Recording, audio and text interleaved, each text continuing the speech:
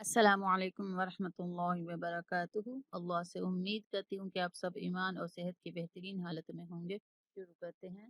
اعوذ باللہ من الشیطان الرجیم، بسم اللہ الرحمن الرحیم۔ میم زبر ما، حمزہ کھڑی زبر ما آپ کو بتایا ہوا ہے کہ الف جب خالی ہوتا ہے تو وہ الف ہوتا ہے، الف کے اوپر کوئی بھی اعراب آ جائے تو وہ الف نہیں حمزہ ہوتا ہے، اس لیے اس کو الف نہیں حمزہ پڑھیں گے۔ حمزہ کھڑی زبر ما بعدو زبر بم ما بم، میم زبر ما، تا الف زبر تا ما تا، عین دو زبر عم متا عم، میم پیش منہ طا الف زبر طا مطا، عین دو زیر عین مطاعن۔ اب یہاں پہ تا اور طا دونوں میں فرق کرنا ہے۔ متاعن مطاعن، اور الف ساتھ جو لگا ہوا ہے یہ تا کے ساتھ باریک پڑا جائے گا اور طا کے ساتھ پر پڑا جائے گا، ٹھیک ہے۔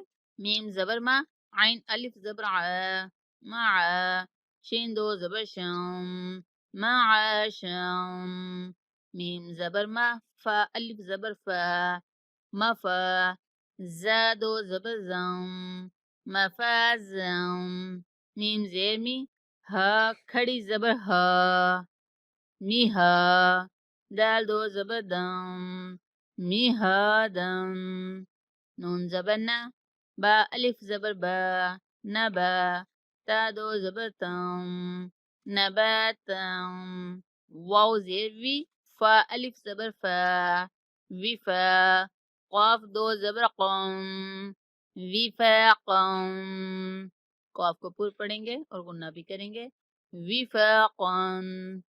آج کا جتنا بھی سبق ہے سارے الفاظ میں غنہ آ رہا ہے، آپ غنہ ٹھیک سے کیا کریں، اور جتنے بھی الف آ رہے ہیں جو طا کے ساتھ الف آ رہا ہے وہ پر پڑا جائے گا، باقی سارے الف باریک پڑے جائیں گے۔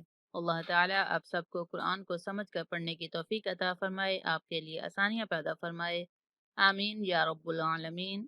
السلام علیکم ورحمۃ اللہ وبرکاتہ۔